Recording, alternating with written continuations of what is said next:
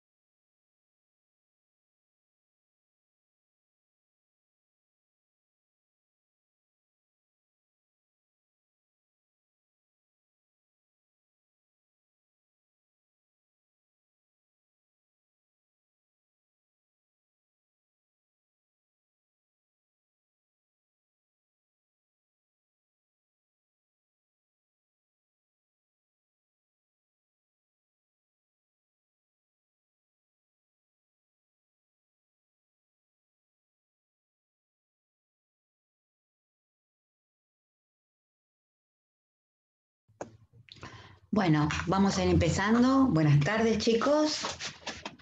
Espero que se me escuche bien. Bueno, antes de comenzar con el tema de hoy, les quiero decir que ya hemos comenzado o estamos viendo cómo organizamos la plataforma para que ustedes puedan entrar y puedan encontrar en ese sitio también material de la materia y todo lo referente a la cursada y los temas y demás, y las novedades, digamos, de las cursadas. Así que bueno, eso lo estamos, hemos puesto unas pequeñas palabras de bienvenida y bueno, y vamos a ir alimentando la plataforma todos los días. Bueno, ayer tengo entendido que tuvieron clases con la doctora Pereira, ¿verdad? No, El miércoles.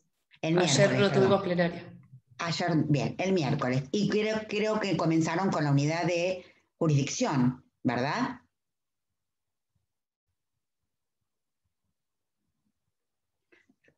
La doctora Pereira comenzó con la unidad de jurisdicción. Sí, doctora. Bien, muy bien.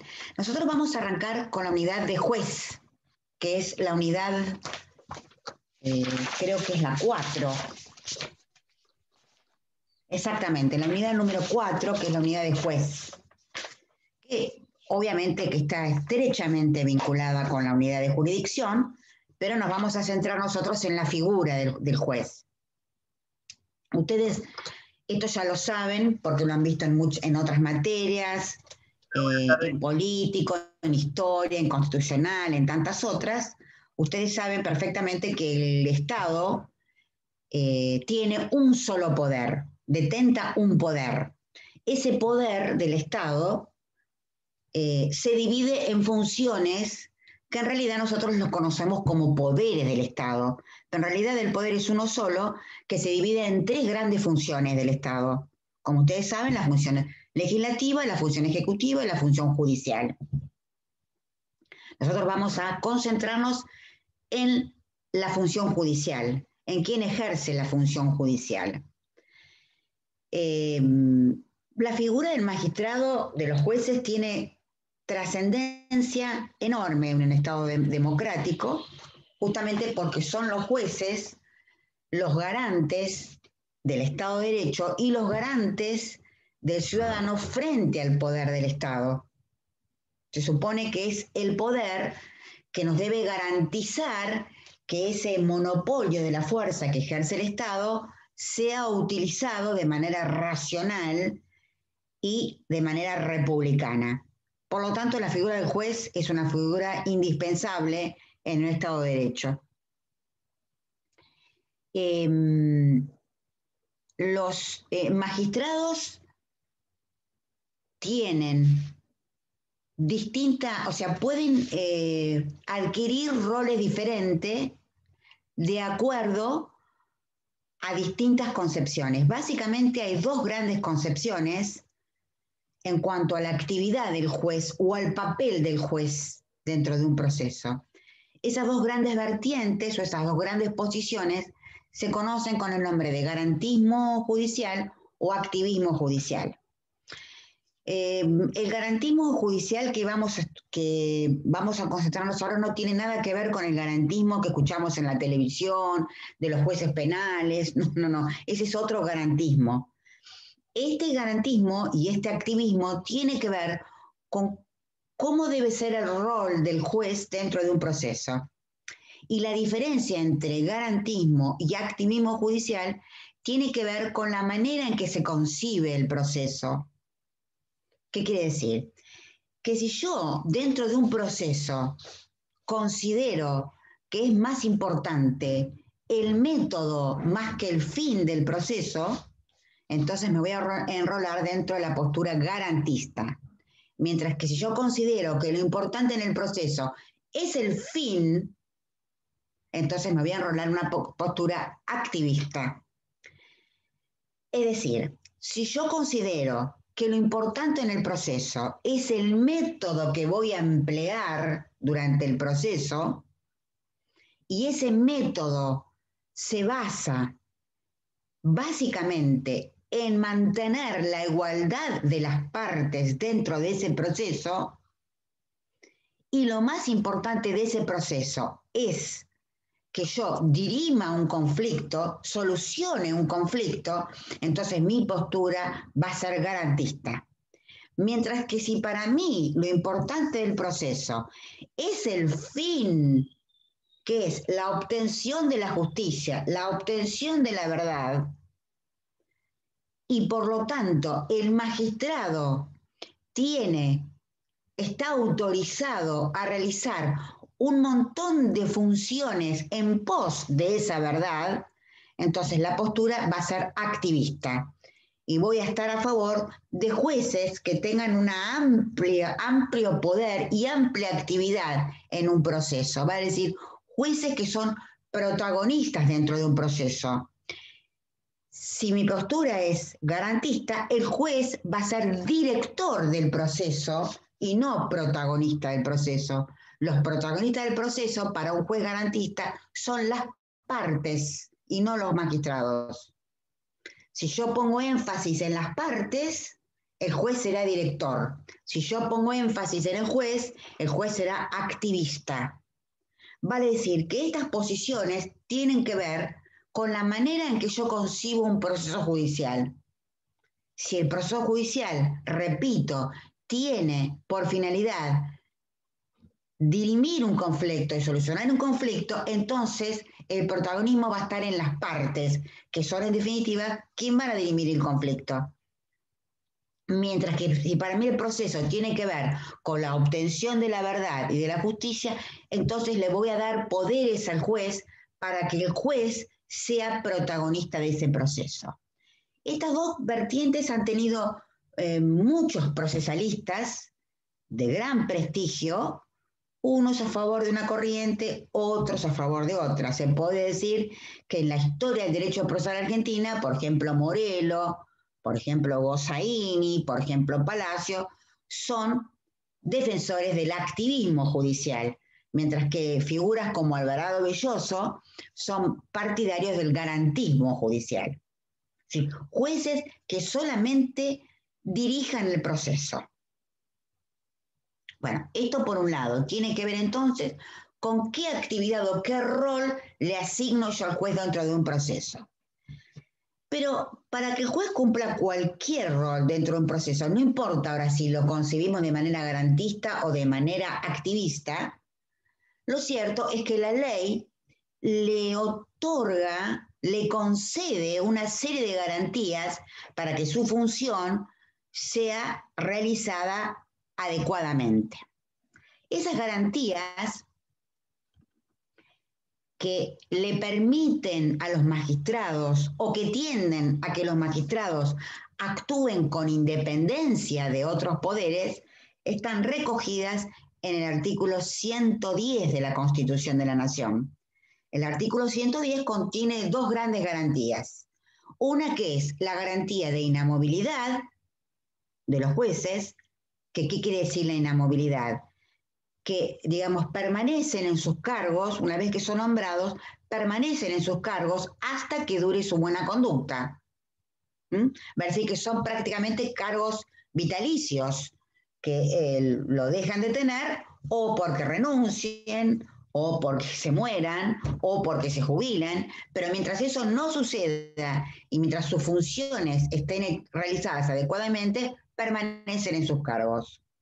Eso se la conoce con nombre de garantía de inamovilidad. Esa garantía de inamovilidad también comprende la garantía de que los jueces no pueden ser trasladados hacia otras jurisdicciones sin su expreso consentimiento. Es decir, que los jueces son sedentarios en sus cargos, además de inamovibles. ¿Sí? Y además, el artículo 110 también comprende otra importante garantía, que es la garantía de intangibilidad de sus remuneraciones. Esto quiere decir que sus remuneraciones no podrán sufrir alteraciones, básicamente no pueden ser reducidas. Siempre pueden cobrar, pueden aumentar el salario, pero nunca pueden ser reducidas. Dentro de esta garantía de intangibilidad de sus remuneraciones está comprendido esto famoso y digamos, y cuestionado mucho, que es que los jueces no pagan ganancias, por ejemplo, de sus remuneraciones. Eso está justamente establecido porque sus remuneraciones no pueden ser alterados por mandato constitucional. Bien, entonces estas dos grandes garantías, repito, están contenidas en el artículo 110. Hay otras garantías, por ejemplo, la garantía del juez natural, ¿sí?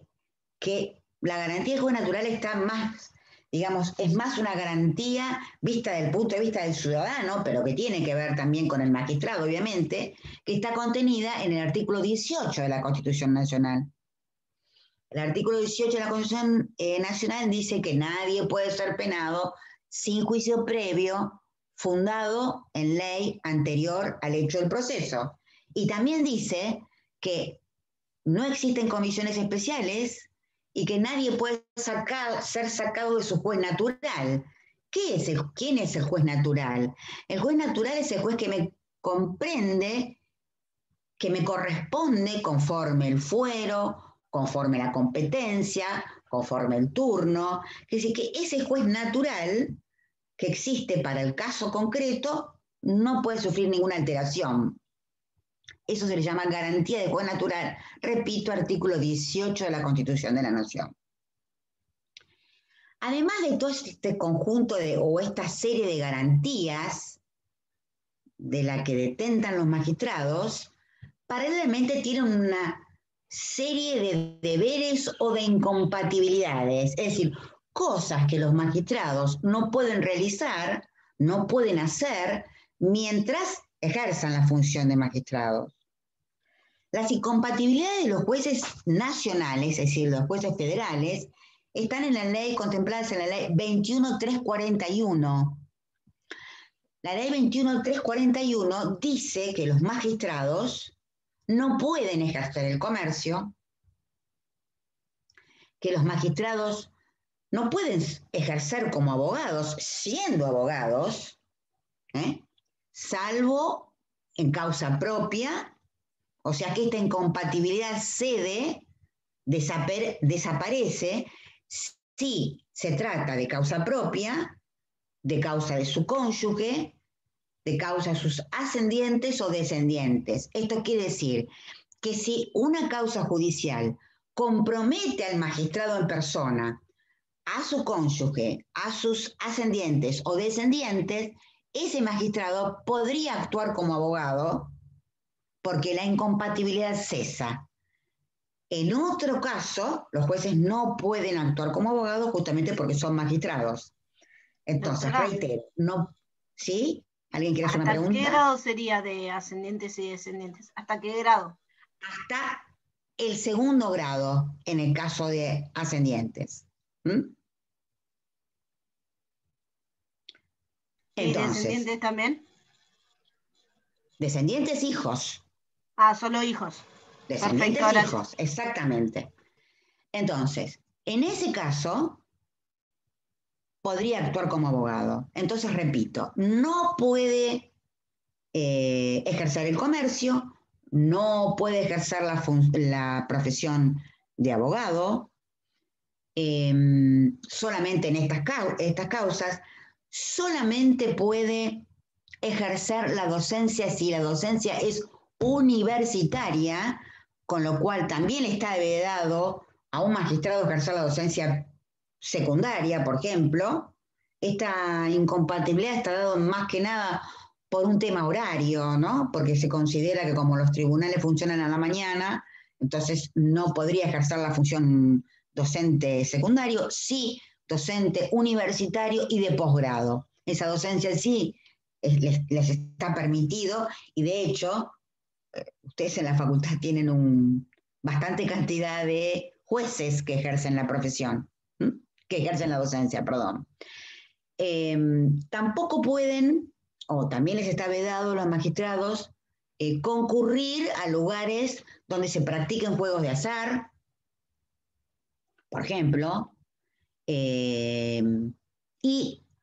la ley es un poco amplia porque dice que les está vedado realizar actividades que no sean decorosas o que no tengan que ver con el buen decoro, ¿no? Bueno, ese tipo de actividades o de esos lugares deben ser evitados por los magistrados porque deben tener una conducta, digamos, decorosa, ¿sí? Vale decir que entonces, conjuntamente con las garantías que hemos estado hablando, también existen una serie de incompatibilidades o de prohibiciones en el ejercicio de la magistratura, ¿sí? Ustedes después, cada vez que vayamos poniendo ejemplos de normativa, en este caso yo cité normativa de la Nación, ustedes lo que van a hacer es buscar cuál es el símil en provincia.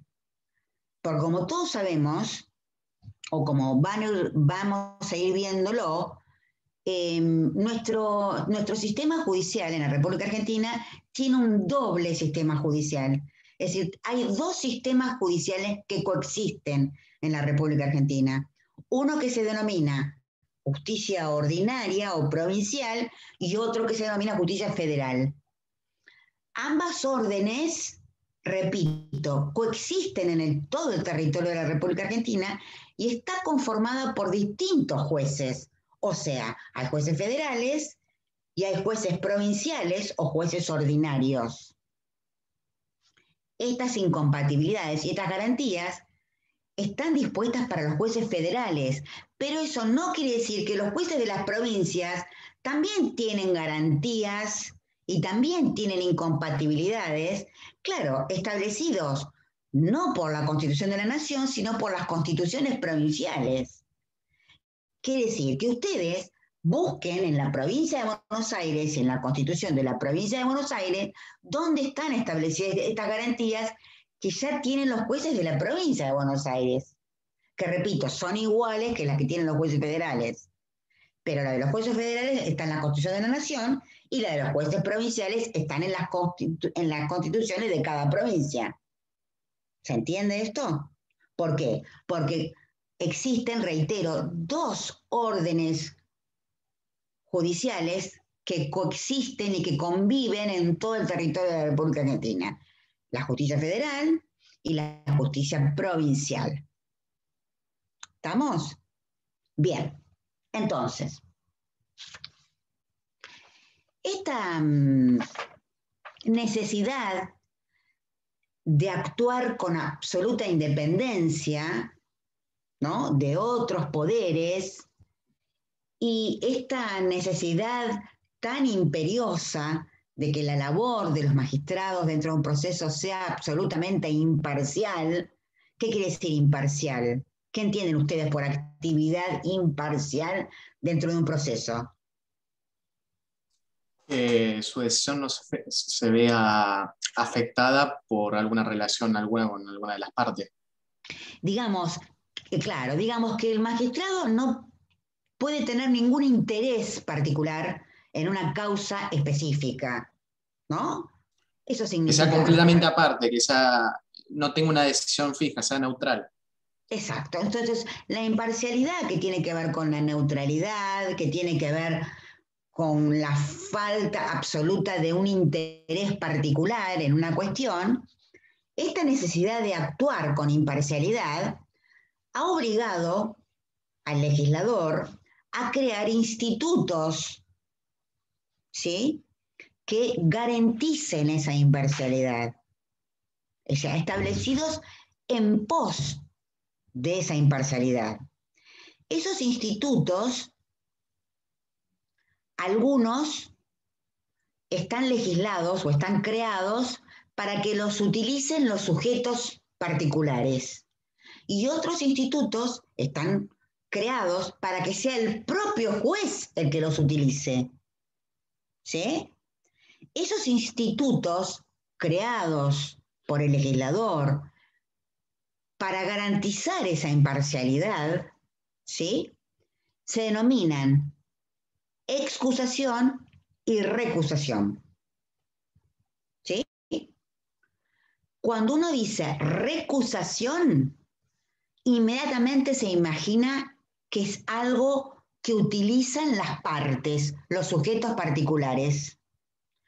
Cuando uno dice excusación, inmediatamente se imagina que es algo que utilizan los jueces mismos. ¿Cuántas veces escuchamos por la televisión? Se excusó de entender en una cuestión, o lo recusaron para entender en una cuestión.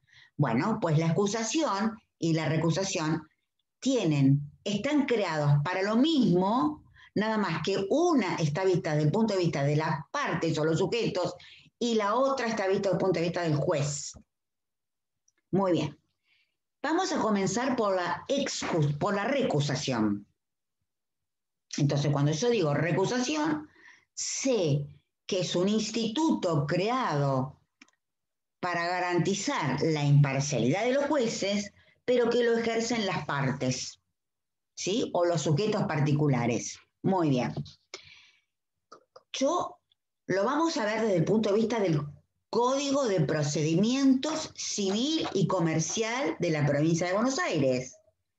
Pero esto no quiere decir que las demás provincias de la República Argentina también tengan en sus ordenamientos locales institutos que también garanticen la imparcialidad de los jueces, porque los jueces tienen que ser imparciales, no solamente el de Buenos Aires, tiene que ser imparcial el de Neuquén, el de Mendoza, o sea, todos los jueces que actúan tienen que ser imparciales, no importa en qué provincia. Nosotros vamos a hablar de la provincia de Buenos Aires, ¿sí?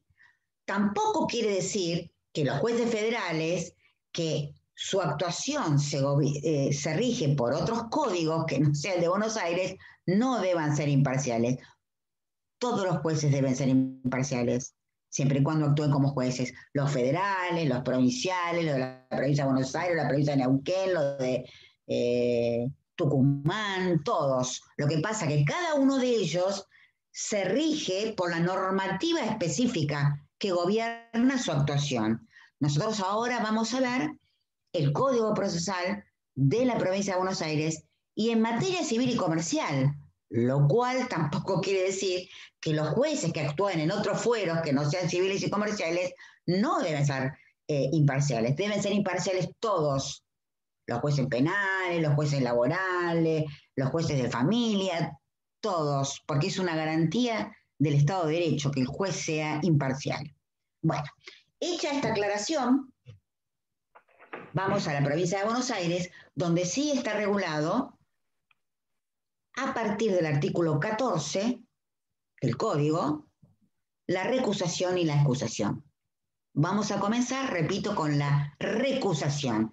Es decir, ¿qué pueden hacer las partes para garantizar que el juez sea independiente e imparcial? Bueno, muy bien. La ley nos dice que la recusación, que es el mecanismo que en definitiva utilizan las partes, dice, puede ser de dos formas, dice la ley. La recusación puede haber con expresión de causa o sin expresión de causa.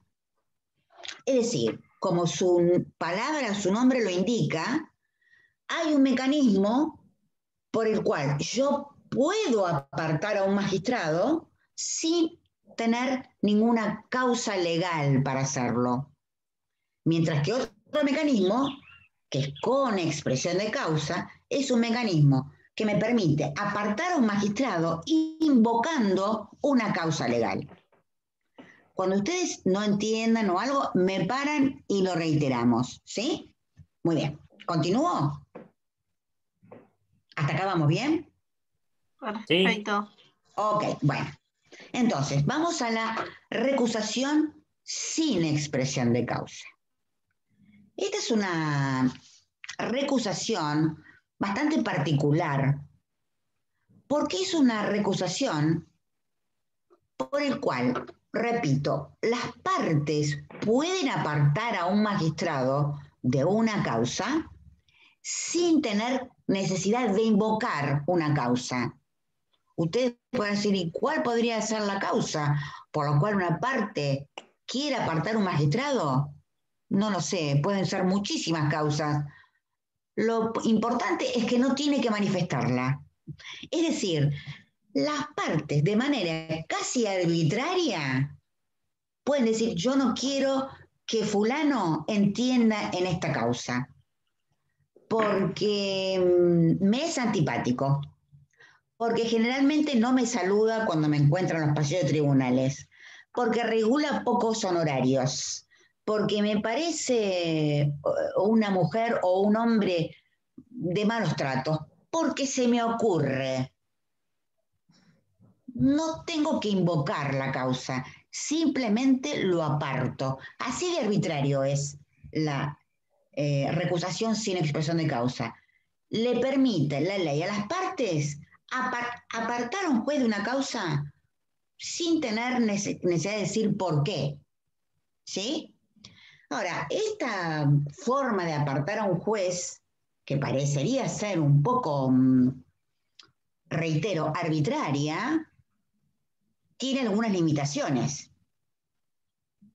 ¿Cuáles son las limitaciones? Las limitaciones es, primero, que las partes lo pueden utilizar una sola vez en el proceso ¿sí?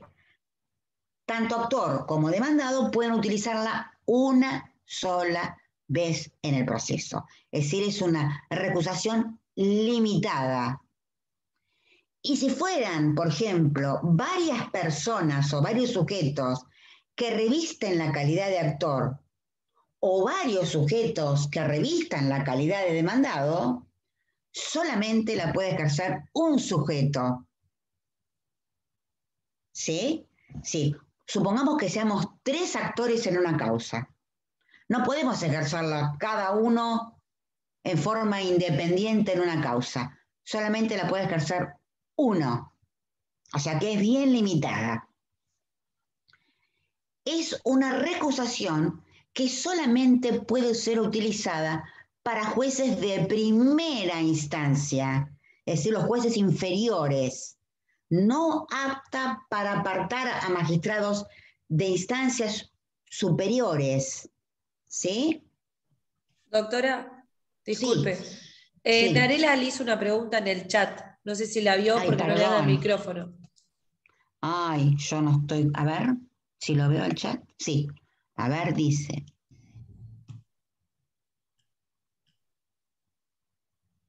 Muy bien. Me dice si eso puede ser rechazado o no. No, no puede ser rechazado. Es una garantía de las partes. Las partes lo pueden usar libremente. Los jueces no pueden decir, no, yo no quiero que me recusen sin causa. Se la tiene que bancar y se tiene que ir de la causa. Porque es un beneficio, es una prerrogativa de las partes. Separar a un juez sin expresión de causa. ¿Sí? Profe, tengo una Repito. consulta. ¿Sí, cómo no? ¿Esto tiene que ser aprobado por las dos partes? No. La parte lo puedo utilizar cada una vez. Si yo, actor, lo utilizo, no necesito la conformidad del demandado para apartarlo. ¿Sí? Ok. Y si el demandado lo quiere utilizar, no necesita la conformidad del actor. Lo único que es una prerrogativa que se utiliza o que se ejerce en la primer presentación de cada parte, porque yo no la puedo utilizar cuando pasó un año y estoy en la prueba, no puedo apartar al juez ahí. O sea, si decido aportar a un juez, lo tengo que hacer en mi primer presentación, ¿sí? Que para el actor obviamente es cuando promueve la demanda y el demandado puede ser cuando la conteste, puede ser cuando vaya a una audiencia. En la primera presentación se ejerce este beneficio, vamos a llamarlo beneficio, ¿sí? Que tienen las partes de apartar a un juez porque no les gusta, por lo Doctora, que sea. Repito, ¿por qué? Por lo que sea, porque no hay que poner la causa. Se llama recusación sin expresión de causa. ¿Estamos de acuerdo? sí. ¿Sí? Doctora, una pregunta. ¿Cómo no? Por ejemplo, cuando el actor presenta la demanda, ¿no es cierto? Ahí no hay ¿Cómo ningún se me fue un inconveniente, no poquito conoce. el audio? El Repetime. actor conoce, el actor promueve la demanda. Ahí no interpone ninguna causal, digamos. No interpone, perdón, la recusación sin expresión de causa, pero él después se entera de algún motivo que hace que el juez no vaya a ser imparcial, digamos. ¿Puede igual promoverla o ya perdió la oportunidad? Pero lo que pasa es que ahí, si se da esa situación, es probable que lo pueda recusar con expresión de causa, que sería la otra modalidad. ¿Sí? Es decir, así como las partes pueden apartar a un magistrado sin tener que expresar la causa, con las limitaciones que acabo de decir, una sola vez en el proceso, solamente para los jueces de grados inferiores, si son muchos actores, uno solo la puede ejercer, si son muchos demandados, uno solo lo puede ejercer, aparece otra recusación, que es la recusación con expresión de causa, donde aquí sí, Profesora, una pregunta, perdón. ¿sí? ¿La recusación se puede utilizar en cualquier fuero o exclusivamente en el fuero civil? No, la recusación con expresión de causa es en cualquier fuero. ¿Por qué? ¿Salvando el penal porque Porque tiene su propio código de procedimiento o...? No, no. También vos podés recusar a un juez en materia penal. Porque cuando vos recusás con expresión de causa, vos tenés una causa legal, ¿sí? Que está diciendo, miren, yo no quiero que este juez intervenga porque es pariente sanguíneo de una de las partes. No quiero que intervenga porque es deudor de alguna de las partes, porque es acreedor de una de las partes, porque ha sido denunciado por alguna de las partes. Todas las causales del artículo 17 del Código de Procedimiento pueden ser invocadas para recusar a un magistrado con causa. ¿Sí? ¿Y sin expresión de causa puede ser utilizado en cualquier fuero o...? No. Ah. No. Estás en civil y comercial. Claro. Gracias. Entonces, en el otro caso, cuando es con expresión de causa, yo debo invocar la causa, ¿sí? Porque tiene una amistad manifiesta, que se traduce con el trato frecuente, porque tiene enemistad manifiesta, ¿sí? Hay cuestiones que yo debo invocarlas y algunas deberé probarlas también, ¿no es cierto? Profe, ¿y es en cualquier parte del proceso o siempre sí o sí en la primera presentación? Ahí vamos a marcar las diferencias con la sin expresión de causa. La primera era que yo tengo que invocar la causa. La segunda diferencia es que no es limitada como la otra. Vale decir, yo la ejerzo tantas veces hasta dar con el juez imparcial. Vamos a poner un ejemplo un poco ridículo, pero para que ustedes lo entiendan. Vamos a suponer que mi causa la va a entender una persona que es hermano de una de las partes. ¿No es cierto? Entonces yo lo recuso con expresión de causa. Entonces apartan ese magistrado, me sortean otro y resulta que el nuevo juez es el esposo de una de las partes. ¿Yo la puedo seguir ejerciendo? Claro, yo la voy a ejercer hasta dar con un juez imparcial. Por lo tanto, la recusación con expresión de causa no es limitada como la otra. ¿Sí? Tampoco se limita a los jueces inferiores. Yo puedo recusar con expresión de causa también a los jueces superiores. ¿No? ¿Por qué? Porque aquí la imparcialidad está gravemente siendo afectada con una causa legítima y legal. No es una ocurrencia mía, no me gusta porque no me saluda bien, no me gusta porque regula pocos honorarios, no me gusta porque es una maleducada. No, no, no. Acá hay una causa legal que compromete seriamente la imparcialidad. Quiere decir que yo puedo utilizar la recusación con expresión de causa cuantas veces sea necesario hasta dar con un juez imparcial. Por lo tanto, no es limitada. Tampoco se utilizan para jueces de primera instancia solamente, sino para jueces de grados superiores.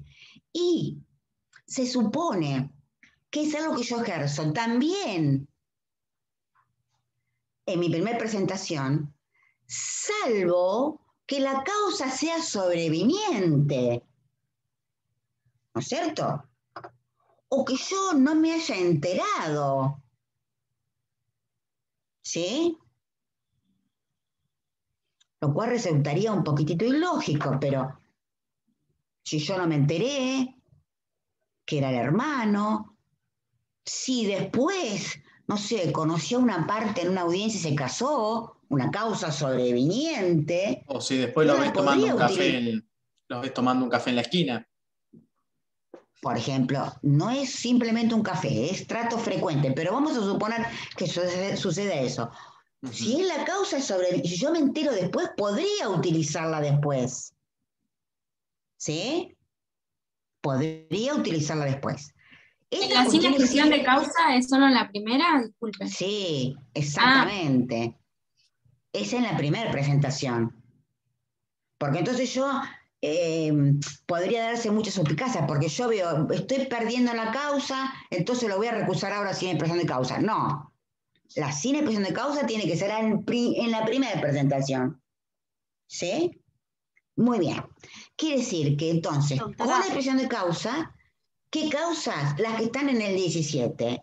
Y las 17 son taxativas. Es decir, son de número cerrado. No hay otras causas que yo pueda inventar para apartar a un juez con expresión de causa. Son las que están en el 17. ¿Estamos de acuerdo? Sí. Muy bien. Doctor, una duda. Sí. En la de expresión de causa, ¿también se puede recusar a jueces de la Suprema Corte y de la Corte Suprema? Por supuesto. Lo que pasa que ahí, ya lo van a entender de esta forma mejor. Cuando se da la hipótesis de la recusación con expresión de causa, es decir, nosotros verificamos que hay una causal del 17, ¿estamos de acuerdo? No solamente se activa la recusación con expresión de causa, sino que se debe activar ¿qué? La excusación del magistrado. Es decir, si se verifica la causal del 17, más que un ejercicio de las partes que tengan que hacer, es el propio magistrado quien tiene el qué. ¿El deber de qué? ¿Qué debería hacer el magistrado si está comprendido en la causal del 17? Apartarse, claro. Excusarse. Excusarse. Exactamente. Es decir, él o ella es el que tiene que apartarse de la causa una vez que está verificado el 17. Es un deber. Y es más, si no lo hace, constituye una causal de mal desempeño. Es decir, puede ser removido mediante un jury. ¿Sí? Porque tiene el deber de apartarse. ¿Está? Entonces, la recusación con expresión de causa aparece como una garantía de las partes, pero si se verifica, es el magistrado el que debería apartarse. ¿Sí? Están preguntando por el chat si el juez tiene el derecho de defenderse de la excusación. Por supuesto, digamos que si una parte dice que me quiere apartar a mí, vamos a suponer que yo sea jueza, me quiere apartar a mí porque dice que yo tengo amistad manifiesta con una de las partes, yo puedo decir, no, un momentito, yo no soy amistad, no tengo amistad con estas partes. Yo las saludo a la mañana como saludo a cualquier persona, pero yo no tengo una amistad con un trato frecuente. Por supuesto que el juez puede discutir ser apartado de una causa. Entonces la parte deberá probar, ¿sí? Se arma, digamos, un incidente donde se intente probar que ese juez tiene amistad manifiesta con una de las partes. Las cuestiones, las recusaciones con causa se invocan y se prueban también, ¿no es cierto? Y no siempre claro que si me dice, mire, yo lo voy a apartar porque usted es el hermano de una de las partes, ¿yo qué voy a decir? No soy el hermano, o sea, ahí no hay mucho. Algunas causas no pueden ser discutidas, digamos, pero algunas son un poquitito más vidriosas. La enemistad manifiesta. No, yo no soy enemigo de ninguna de las partes. ¿Por qué lo dice? Pruébelo. Por supuesto que los jueces pueden discutir el apartamiento de una causa. Es así, ¿sí? Bien. ¿Vamos bien hasta ahí? ¿Sí? Perfecto.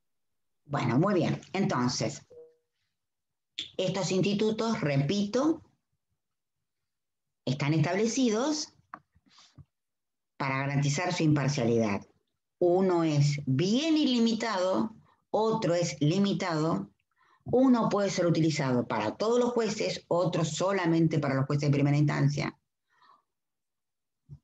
Ambos por ambas partes y por supuesto que verificada una causal contenida en el artículo 17, será deber de los magistrados apartarse.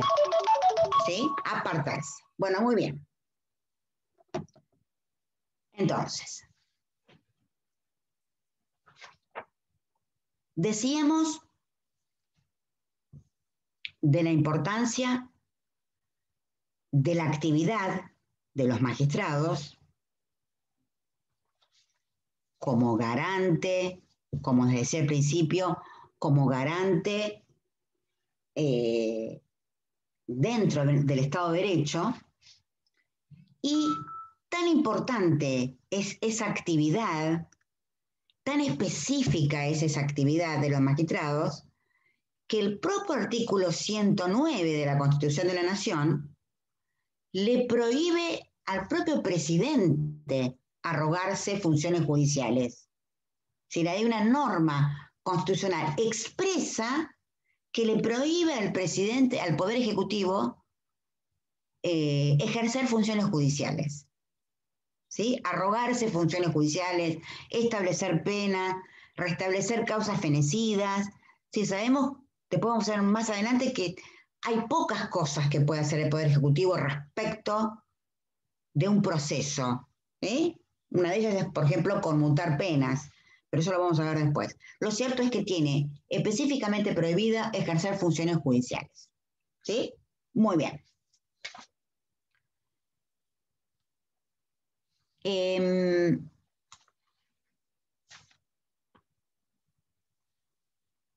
Vamos a dejar reservado para la clase que viene cómo se nombran los jueces y cómo se destituyen los jueces. ¿Sí? Vamos a adelantar simplemente algunas cosas, pero la normativa la vamos a ver en la próxima clase. Para la elección de los jueces y para la destitución de los jueces hay que tener presente las reformas constitucionales. ¿Por qué digo las reformas constitucionales? Porque antes de la reforma del 94, ustedes saben que la Constitución del 53 ha tenido modificaciones, entre ellas en el 94. Esa reforma en el 94 produjo un importante cambio en la forma de elección de los magistrados y en la forma de destitución de los magistrados. Antes de esa reforma, es decir, lo que el constituyente del 53 nos dijo es que cómo se elegían los jueces. ¿Ustedes saben cómo se elegían los jueces? Antes de la reforma del 94. Los nombraba el presidente. A ver, acá también tenemos que hacer una distinción, ¿no es cierto?, entre si estamos hablando de jueces federales o si estamos hablando de jueces de cada provincia, ¿verdad? Porque la forma en que son elegidos es diferente, son diferentes. Vamos a pensar en los jueces federales, es decir, en aquellos jueces que forman parte del sistema federal, de la justicia federal. Esos jueces, antes de la reforma del 94, ¿cómo eran elegidos? Bueno, los elegía el presidente de la Nación, ¿sí?, con acuerdo del Senado. Con acuerdo del Senado. Con mayorías especiales que establecía la ley, pero era, digamos, un acto bilateral. Necesitaba la anuencia de dos voluntades, ejecutivo y legislativo. Concretamente, presidente y Senado. Bien, así se elegían los jueces antes de la reforma del 94. ¿Qué jueces se elegían así? Todos los jueces, desde los de la Corte Suprema hasta el juez inferior. Muy bien. Luego de la reforma del 94, los jueces no se eligen así más. ¿Sí? Ese mecanismo de elección, presidente más Senado, ¿sí?, solamente quedó reservada a un núcleo chiquito de jueces federales. ¿Cuáles son los jueces que se eligen, que se siguen eligiendo así? La Corte Suprema. Presidente con acuerdo del Senado. Muy bien. ministros, porque en realidad los jueces de la Corte se los denomina también ministros de Corte, ¿sí? Los únicos jueces que se eligen de esa forma, que se siguen eligiendo de esa forma, son los jueces de la Corte. Los demás jueces, la reforma del 94 trajo una importantísima modificación. ¿Ustedes saben cuál es esa modificación? Muy bien, acá me dice un alumno, se crea el Consejo de la Magistratura. Muy bien. Consejo de la Magistratura. El Consejo de la Magistratura, que se introduce en la Constitución a partir de la reforma del 94, es un órgano muy importante que tiene un poder considerable dentro del Poder Judicial, dentro del órgano que tiene que ver con la justicia, y que entre otras de sus funciones es la de proponerle al Ejecutivo una terna. O sea, confecciona una terna luego de evaluar a los postulantes a ese cargo, de entrevistar a los postulantes para un determinado cargo, confecciona una terna que eleva al Ejecutivo y el Ejecutivo tiene que elegir un candidato dentro de esa lista. O sea, no puede elegir a alguien que esté fuera de esa terna, ¿sí? Por lo que la terna que elabora el Consejo de la Magistratura es una terna vinculante. ¿Por qué es vinculante? Porque el presidente va a elegir de esa terna, no puede elegir fuera de esa terna. Una vez que elige dentro de esa terna, luego sí requiere la anuencia, la conformidad del Senado. ¿Sí? Va a decir que el método es igual, nada más que ahora se incorpora ni más ni menos que una evaluación, ni más ni menos que una entrevista de ese aspirante en el Consejo de la Magistratura y se requiere de una terna que confecciona el Consejo de la Magistratura. ¿Sí? ¿Para qué jueces? Entonces, para los jueces inferiores, es decir, para los jueces que están por debajo de la Corte Suprema. ¿Sí? sí. Entonces ¿Alguien se quiere hacer una podría pregunta? sí, entonces se Jacqueline. podría decir que en esta forma de elección intervienen los tres poderes, porque el Consejo de la Magistratura en cierta forma depende del Poder Judicial, del presidente del Poder Ejecutivo y el Senado del Poder Bueno, Legislativo. en realidad no forma parte del Poder Judicial, pero es con el poder que está verdaderamente vinculado y relacionado. Pero sí, se podría decir que hay tres patas ahora, Ejecutivo, Legislativo y uno que está muy emparentado con el Poder Judicial, pero no es Poder Judicial. ¿Mm?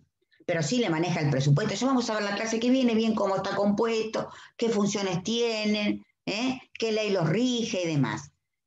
Entonces, repito, con la reforma 94 los jueces se eligen de otra forma que como lo estatuyó el constituyente del 53. ¿Sí? Muy bien. Para la destitución de los jueces pasa algo similar. ¿Por qué? Porque antes de la reforma del 94, ¿sí?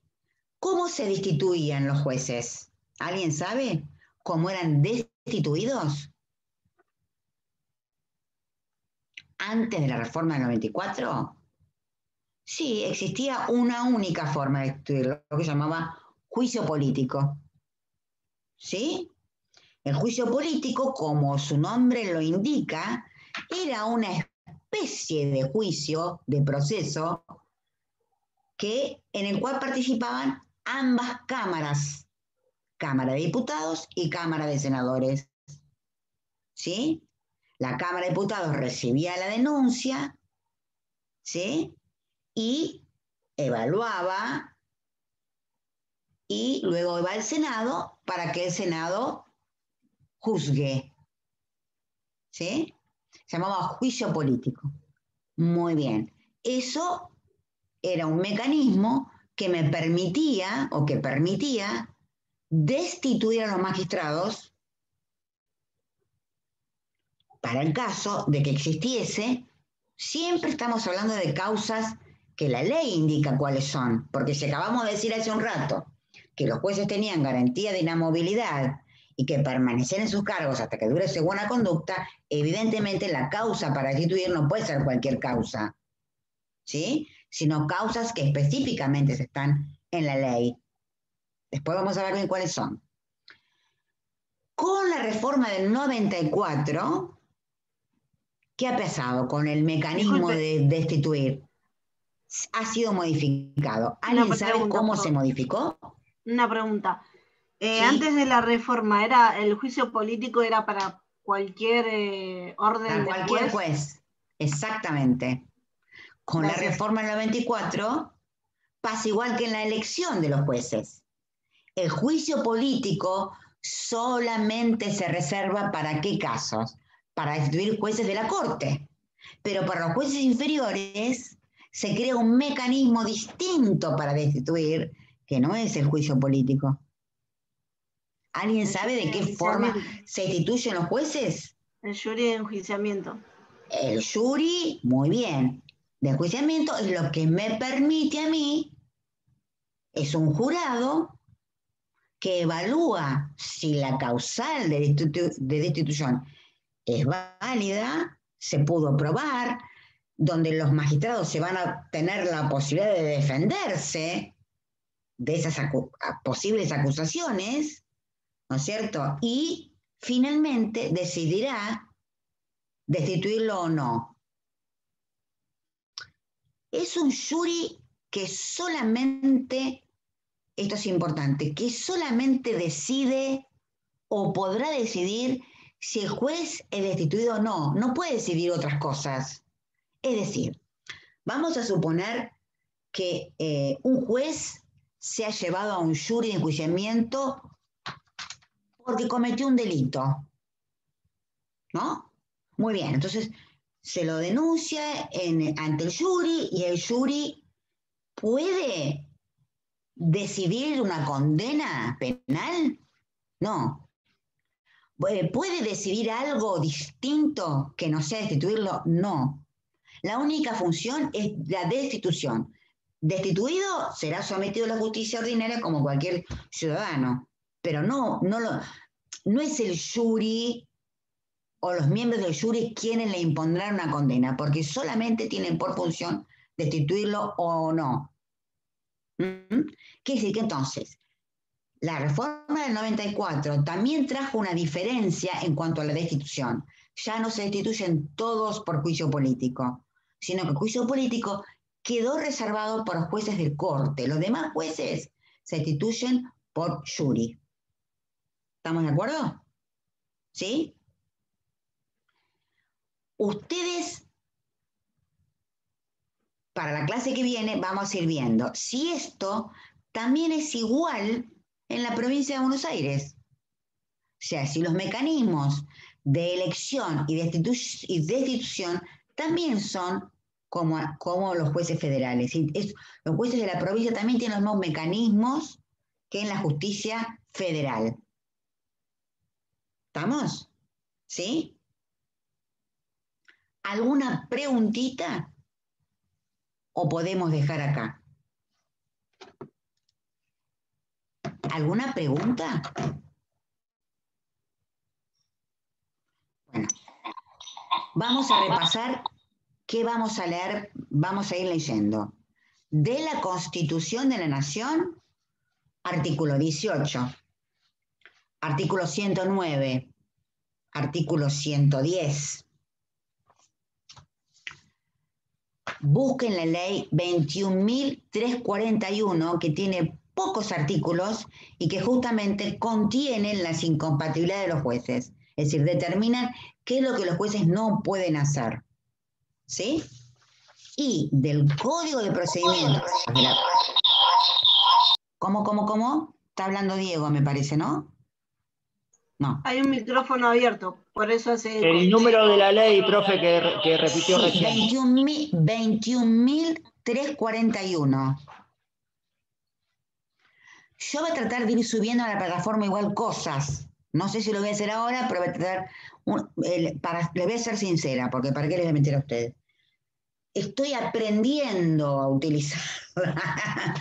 Cuando termine de aprender bien cómo se suben, yo voy a entrar a subir cosas como locas, pero por ahora hay pocos porque la estoy intentando aprender a manejar, ¿sí?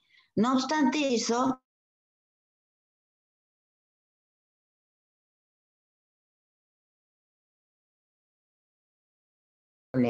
y el procedimiento leyendo a partir del artículo 14 todo lo que tenga que ver con recusación de los magistrados. Doctora, ¿puede repetir que se me cortó la señal? ¿El código de procedimiento? Llegué hasta la ley, lo que dijo de la ley Sí. 21.134, después no pude Bien. escuchar nada más. Lo otro que dijo que también comienzan a leer el código de procedimientos a partir del artículo 14, que allí está, comienza a tratar excusación y recusación de los magistrados. ¿Sí?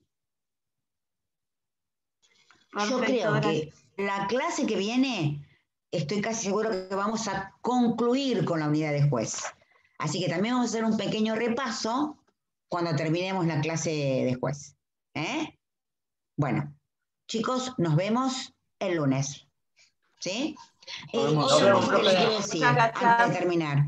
Sí. Otra cosa que les quiero decir. Ustedes cuando empecemos la clase, si hay alguna duda de otra clase, aunque no sea un tema que di yo, no importa, me preguntan, me pueden decir, mire, profe, yo estuve leyendo competencia que dio la doctora Pereira y no me quedó claro esto. Y me lo preguntan, yo no tengo ningún problema. ¿Estamos de acuerdo? O sea, no necesitan preguntarme solamente lo que doy yo. Me pueden preguntar de otros temas que vayan leyendo y que puedan surgir dudas durante la lectura. ¿Está claro? ¿Sí? Buenísimo, profe, gracias. Listo. Bueno, chicos, nos vemos el lunes. Nos vemos. Muchas gracias, buen fin de Chao, semana. chao. Gracias. Chao, gracias, buen fin de. Buen fin de, chao chicos. Chao, gracias.